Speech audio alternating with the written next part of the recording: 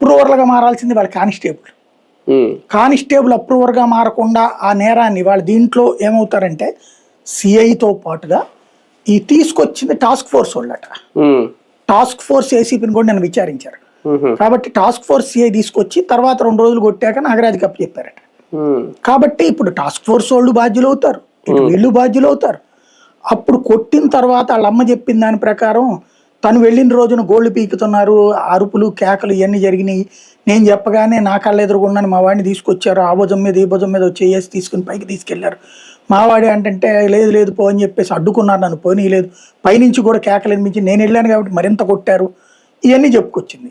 కాబట్టి ఆ వ్యవహారాల రీత్యా చూస్తే అలా అడ్డుకున్న కానిస్టేబుల్, భుజం మీద చేసుకుని తీసుకెళ్ళిన కానిస్టేబుల్, అలాగే ఇందులో ట్రీట్ చేసినటువంటి వాడు ఆర్ఎంపీ డాక్టర్ అట.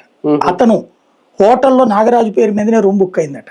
కాబట్టి ఆ హోటల్ వాళ్ళని సాక్షులు అవుతారు, వాళ్ళు నేరస్తులు అవరు కానీ హోటల్ వాళ్ళు సాక్షులు అవుతారు. ఇందులో నిందితులుగా ఇతనితో పాటు అరెస్ట్ అయిన వాళ్ళు 4గురిని జైలుకి పంపించారు, వాళ్ళు సాక్షులు అవుతారు. ఇప్పుడు నిన్న చెప్పినోడు సాక్షి అవుతాడు. అట్లాగే ఆ రోజున వాళ్ళ ఇంటి దగ్గర వాళ్ళు సాక్షులు అవుతారు. కాబట్టి ఓవరాల్ గా యాజ్ ఫర్ లీగల్ గా అయితే గనక వీళ్ళందరినీ అరెస్ట్ చేస్తారు.